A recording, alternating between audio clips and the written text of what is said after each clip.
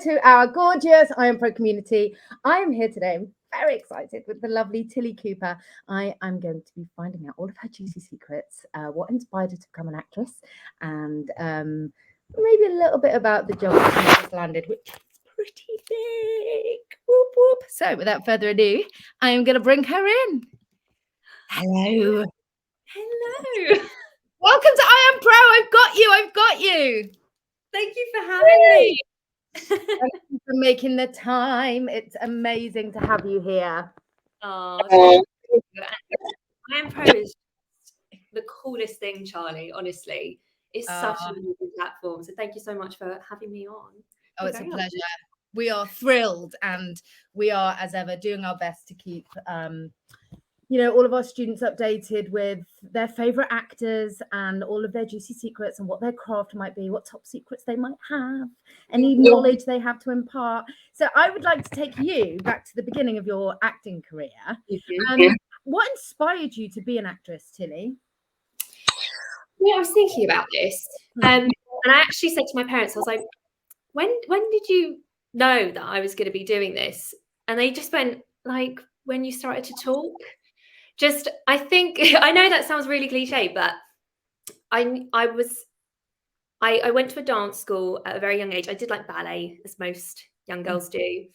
And I just really liked it. And then they would put on shows at school or at the dance school. And I just always enjoyed it. And I think it was just, there was never another option. I just always just say, I'm going to be an actress. And so that's, I don't know, there was like a little potion spell thing they put on me when they were making me up there, but yeah. I think they might have sprinkled it on me too, because there was no other option for me. Because one of my questions would be, did you ever have a plan B? Like, was there ever an alternative career that you felt compelled to do at all, or were you just completely focused on acting? I wanted to be a pop star, first of all, but in terms of not in this kind of showbiz industry, not really. I enjoy fashion. I did a course at a fashion college when I was about 17, 18. I did lots of work experience within the fashion industry at like modeling agencies and publications and styling and all stuff like that. But that was always a thing of, if there's no way I can be a successful actress or performer, then I suppose I'll succumb to doing fashion, which is just as I always feel like they go hand in hand kind of thing. They complement each other. They marry beautifully, and that you are in a world where you can explore all of that fashion stuff and that fashion world and be the wearer of the beautiful clothes on the cover of the Vogue magazine's Tilly Cooper. I don't know about that. Yes. You will, because tell us about your new job. So I know you can't say very much, but you just landed a fantastic part in the new series of You. Yes. So You on Netflix, season 4. One of this new series regs. It's amazing. I was such a fan of the show prior to even getting the audition through. I'd watched every series. So when I found out that I had an audition for it, I couldn't believe it. So getting the part was a little bit like, I've got to do it now. I can absolutely believe that you're doing it. And as with the gorgeous Amy Lee Hickman, who is in it with you too. Yes. Can you talk me through your audition process for You and how you prepared for it, first of all, from when you received the script? Was it a self-tape? It was a self-tape. So I'd actually, at the start of 2022, I went to an acting coach because I was like, I just don't understand. No, not understand, but like, I was just thinking, I'm getting so close to these parts and I just don't know what's missing, or is there something I'm not doing? And she just turned to me and was like, it's not you. You just have to wait for the right job to come along. And then the next week, the tape came through and I was just like, oh. And the character description was everything that I just wanted it to be. And this I had two scenes. So 2 scenes for the tape, and I didn't have to prep too much, but I did just really take it into consideration, because it was kind of there was a natural flow to the dialogue, there was a natural comedy, natural beats. And so it was just a really lovely text to work with and play with. And I sent in quite a few different takes. Did you? Do you always do that? Different versions of the scene? I try to, especially if I really want it, to just show, like, look, I can also do it like this, because that's the thing with taping now. It's so different to being in the room, because, well, you know, you go into a room, they meet you, they can say, let's see on your feet, let's, you know, try it this way. Have you considered if the character has just come from this place or whatever else? With a tape, if you don't get the full episode with it, you really are just going off those scenes. So I just try and interpret it as many ways as I could, which I did. I tried to find different beats where I could perhaps show, like, the character is described as being very sweet, and I could do one take where she was being a bit sharp, and then I really would try and play into that other beat or something, you know. I don't know if I'm just waffling, but no, not at all. But yeah, I just really wanted to show every aspect of the character that I could think of that complemented the character's description as well as the text, because it's so funny, but the beauty of that show is that it's actually really dark, and leaning into that dark comedy, leaning into the drama of it, just giving different interpretations every time. It was a really fun tape to do. I bet. You don't often have a lot of fun with tapes because they're quite stressful, but I just had so much fun with it. I think that's so, I mean, you know, the dream is to have that much fun with it, because that comes across, I think, you know, when they're watching your tapes, that but also the advice of trying to get all of those different ingredients just to demonstrate to the producers and director and casting directors, you know, within the very small amount of time, and to make yourself stand out is really important.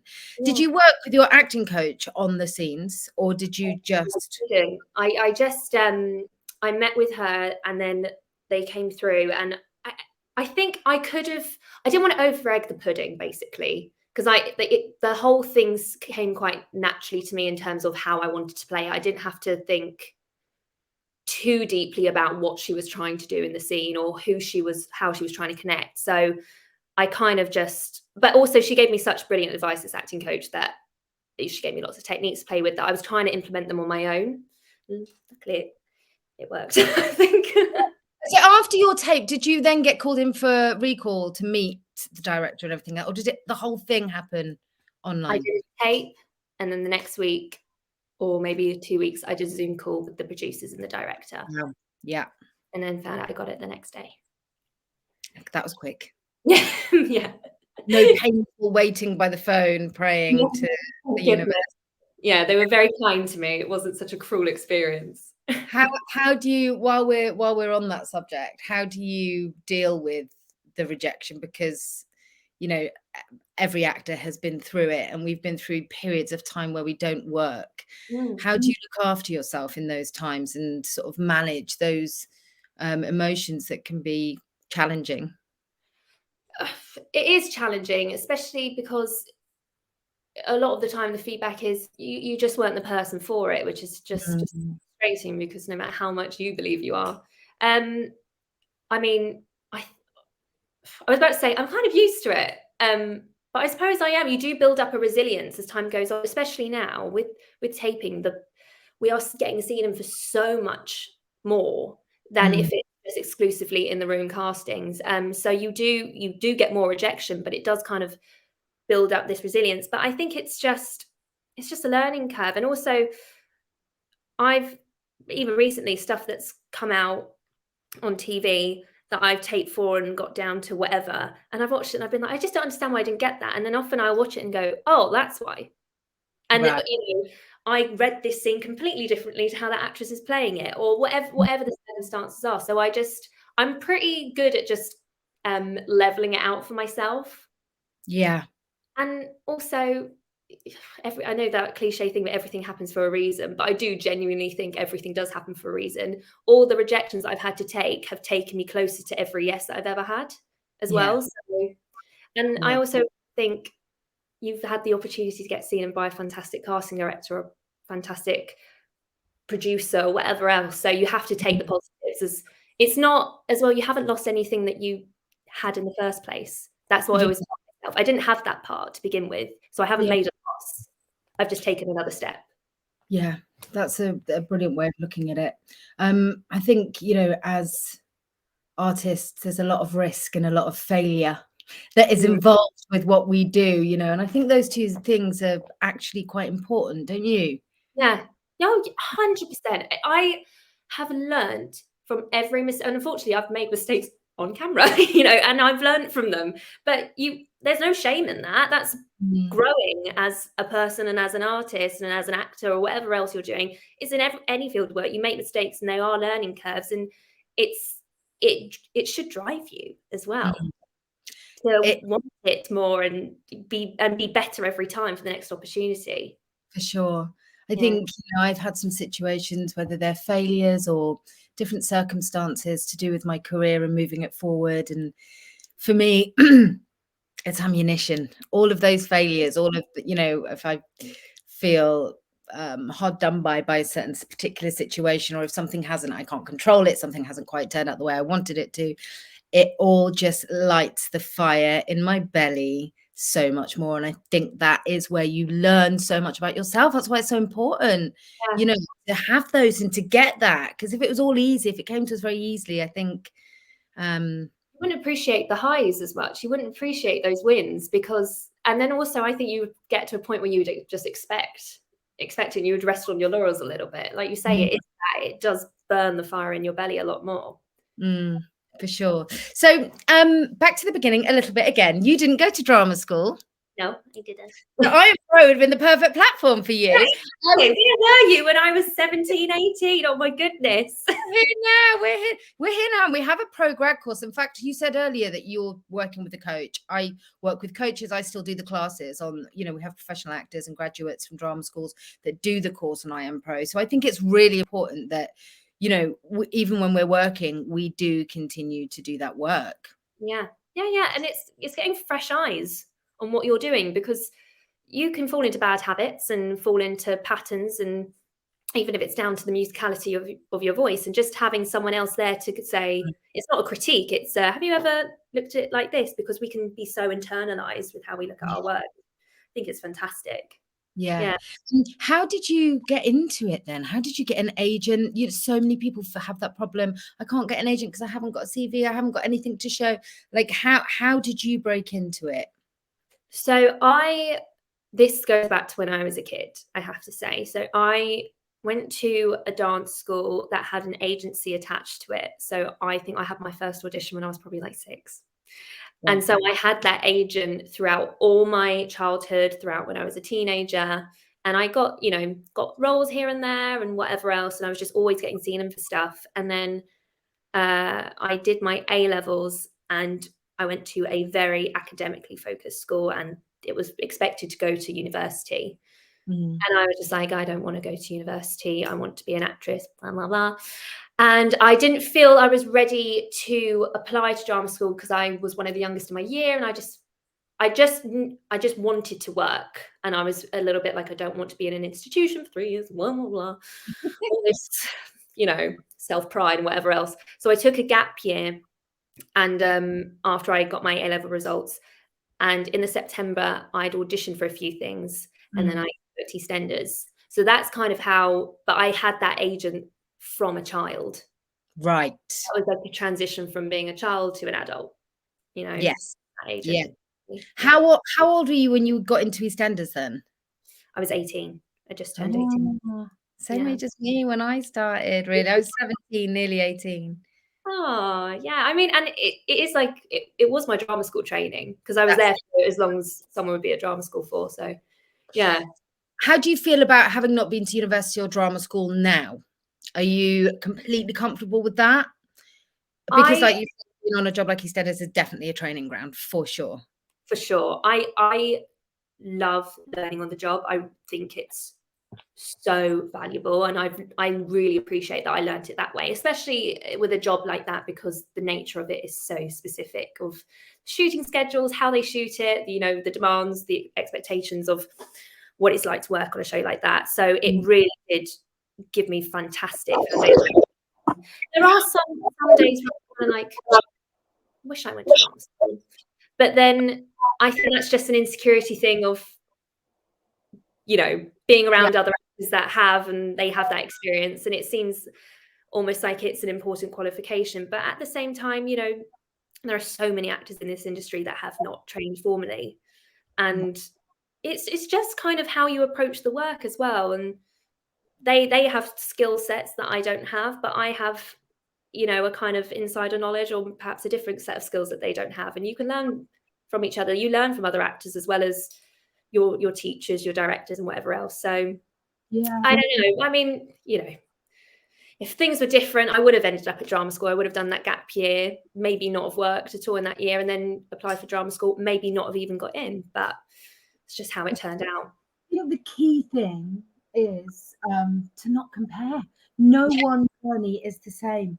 If you didn't go to drama school, that's all right. If you did, amazing. Some people had the most rich, nurturing, wonderful drama school experience. Others have said, I've tried to forget everything I learned and go back to the actor I was before. I don't think there's one right path for everyone. Because I got so hung up on that. Oh, I wish I'd gone to drama school, insecure, you know. And I mean, I'm very comfortable with the fact that I haven't now, but it's taken quite a lot of work for me to, and creating this platform for me to. Yeah, exactly. But I have so many friends in the industry. I mean, including my close friendship group who were all actors, Amy, Shahina, Jasmine. None of us went to drama school, and you know, it can be done. You can break into the industry. Friendship group that is. All amazing. So going back to EastEnders, what was the hardest thing about that job for you, do you think, Tilly? Probably how far away I lived from the studios. Like just the working hours and then having to go home. But I don't know. I mean, I had a really lovely time on that show. A really lovely time. It's probably working, just trying to find the. Let me think. What was the hardest? I don't know. I think I had it pretty easy, but because I worked with such fantastic people in terms of like the family I was in and everything. I learned so much for them. Yeah, I think probably just you didn't find it hard. Yeah, maybe I just didn't find it that hard. But I don't know. Maybe I should have done. But I think it was making the character consistent was a little bit challenging. But that was down to many number of things, and sometimes that is out of your control. So that was probably hard, like keeping my ego in check and just going, you know what, I'm not. There are so many people who you are just a little thing in this whole machine, and you just got to go with it, and just taking my ego out of it, and or taking my preference, my personal preference for the character out of it, and just going, no, the character's doing this now. Right. That's such a thing that I've learned. Even before that job, even when I was a teenager being and stuff, you can have all the best intentions for a character or for how you want to approach something. But at the end of the day, it's a bigger vision, and you've got to take your imagination and your intention and your choices and make that work within the bigger vision. Yes. So yes, it is quite hard. There's a lot of pride to go, okay, I understand. I've offered up this choice. It's not going to work, so I will forget that and make this work instead. Yeah, that's actually quite challenging, not just specifically for that show, but for anything I've ever worked on. But that's a good conversation to have, because there's a fine line, isn't there, between adding more depth to a character and taking them in one direction because you want to explore different parts of them, and adding really to what's written on the page, and then doing exactly what is just written on the page. You know, it's and how much can you push that? How brave can you be? You know, very difficult for for new actors who are young in their career, breaking out, to be brave like that with directors. But I think also as actors, we do have a voice. Yes. You know, I think we shouldn't be, and absolutely it is all about the bigger picture, but we shouldn't be afraid to say, I think this could be really interesting, and then that gives someone further to go, or whatever that looks like for that particular character. But I do hear you. You know, you have to, at the end of the day, serve the story, serve the writing. Exactly. That's that's what you're hired to do. But yeah, I mean, I think probably when I was younger, I should have been a bit more firmer with the choices I want to make. And that is something, again, like not a failure, but just something you learn from. And as I've gotten older and as I've worked on more stuff, my voice has been a lot more stronger in Good. participation with character development and all stuff like that. It's confidence, isn't it? You know, it's feeling brave enough to have those conversations because we're so grateful. We are as an actor, I'm so grateful. There are so many hundreds of thousands of people that want to do your job, you know. Yeah. And so it can be, I think, especially for younger people, it can be really scary to kind of to say their true thoughts out loud. Yeah, you don't want to rock the boat, but there's no rocking the boat. If you can back up your reasoning, then it's your opinion. Everyone's entitled to one. So do you feel like you're growing in confidence as you get older with more experience? Has that been a challenge for you in the past? I think I've always been confident. I've always had very strong self-belief and can I'm saying I'm very British, so I'm very like, okay, it's fine. I'm always like that. I'm always just, it's totally fine. You want to hit me in the face? That's fine. Or, whatever it is.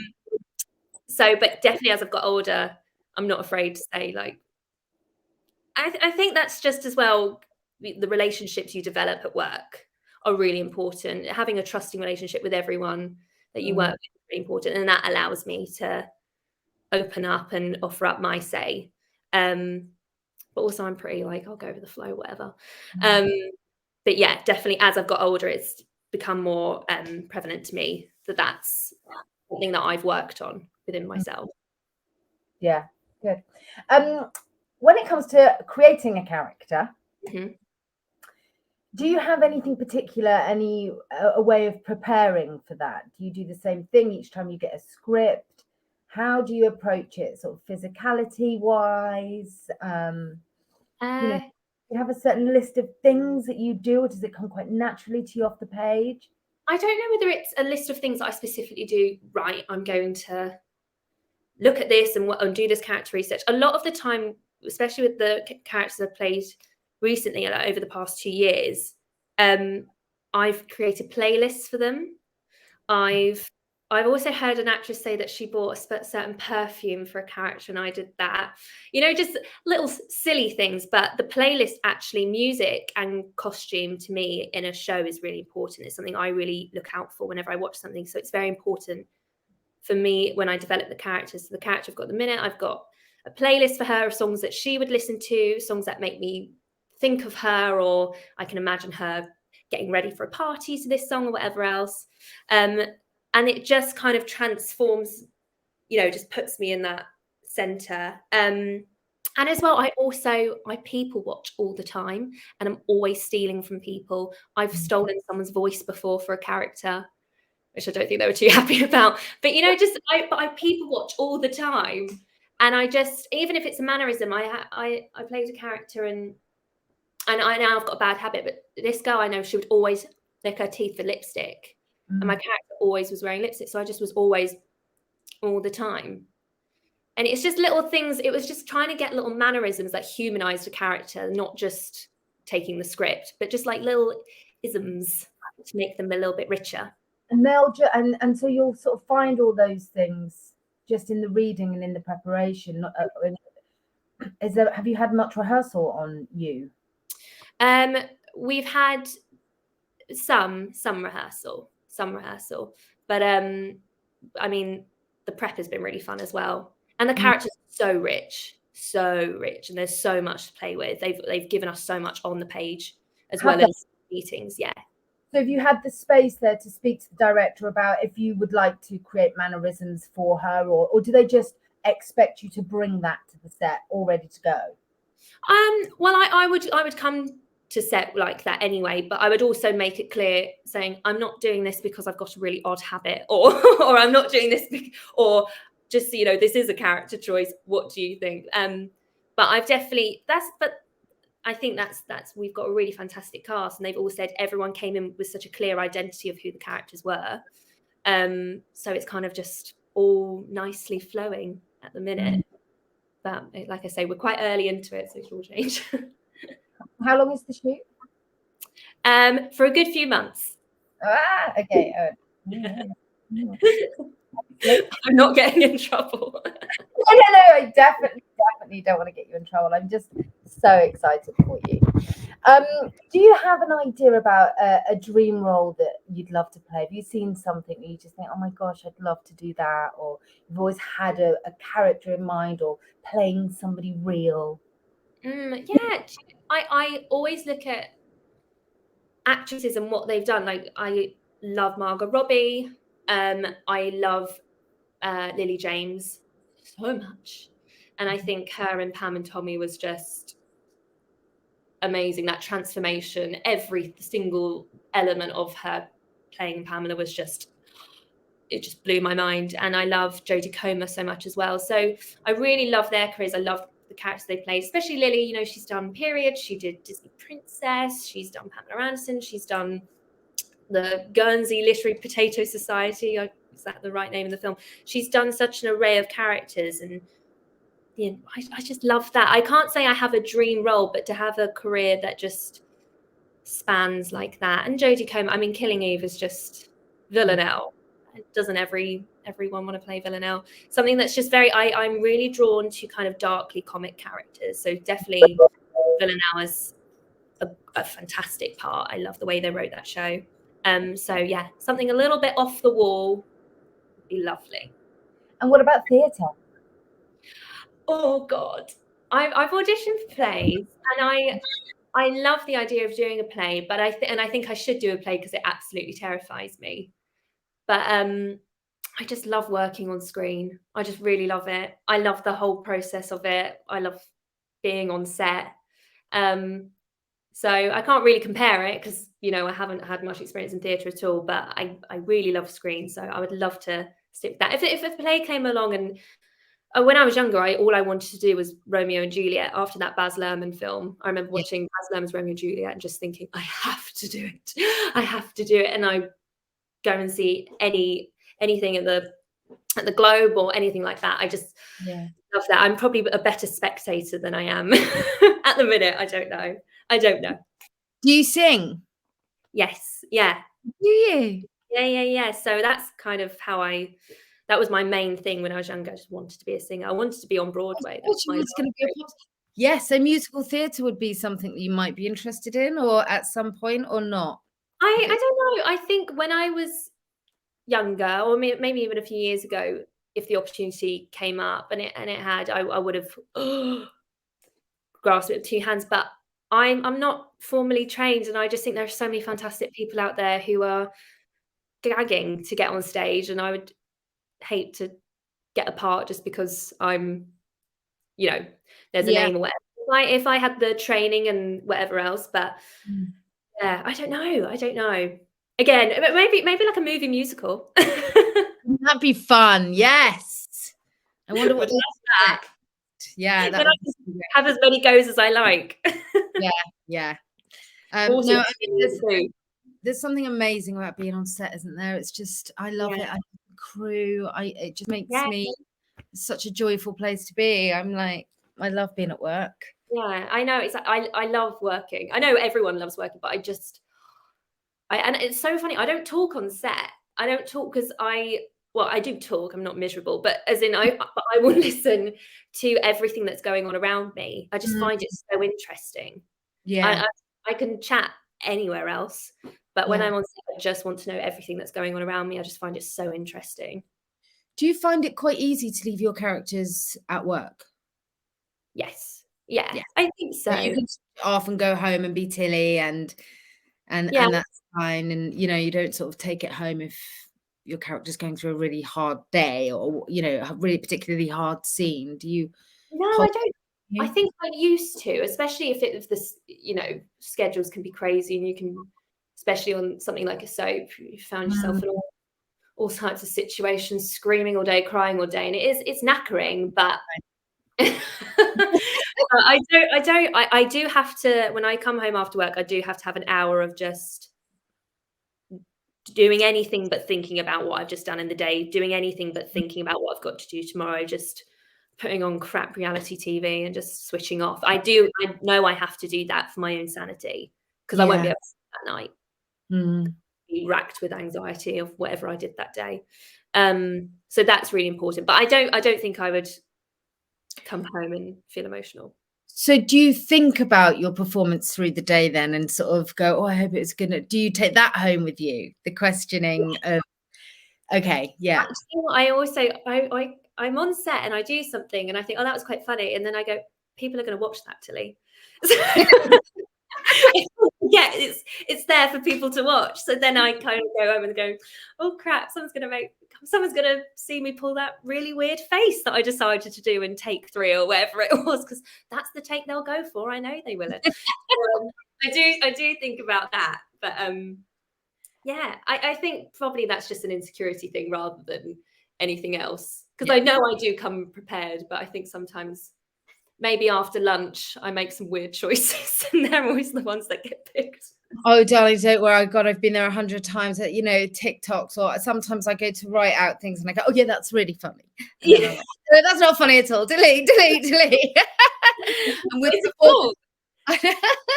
and performance-wise, yeah, I mean, I find it very difficult to watch back stuff that I've done now, because I can be very, very self-critical. I'm my worst critic. Do you watch? I used to. I don't anymore. I'll watch to support and see how it turned out, but I'll try and remove myself from it. But it's very hard. It's very hard. There's two camps, there's like, especially when you were in something like EastEnders, it's a gift in many ways, because it's very rare that you're working on a show that you can see the work that you're doing at the same time. So you can sort of make corrections or see if you've fallen into any bad habits but it's like, for me, it's a bit like torture. I'm just like, why did I do that? That felt so good at the time. And I don't think, I just can't do it to myself. Yeah. I just think, why are you walking like that? Why you don't walk like that normally? Why are you walking like that? It's just, then I just think I can't leave the house. So yeah, I totally get it. Yeah. Oh, darling, thank you so much. Thank you for sharing your stuff with us and giving us the time at IAMPRO. I really, really appreciate it. And I feel so excited for you in your future career. You're gonna absolutely fly, and I'm gonna watch you and be applauding. So thank you very much. That's so kind. Thank you for having me. Absolutely. Thank you for waffle on. No, it's all super valuable stuff. It's really important, I think, for people just to hear every different journeys and, and how we do feel about failures and rejection and successes and all of those things, and how we approach scripts and self-tapes. It's all magic, because people can, will learn from you. So thank you. Oh, thank you. No, disclaimer, I'm very lucky with the life and how everything's going. I'm very lucky, and I've got an amazing support system around me. I think that's the most important thing. If anything can take anything away, it's to surround yourself with amazing people who love you and want to support you. That's the most important thing I think I've learned. That's really important. I think staying grounded with friends and family around you to hold you up when things aren't great, and to hold you down maybe when things are, it's yeah. That's it's a lovely way to end it. And with I am going to send you on your lovely way. I'm going to play our outro and say thank you again. And I can't wait to see you soon. Oh, I'll see you very soon. Lots of love. Bye, darling.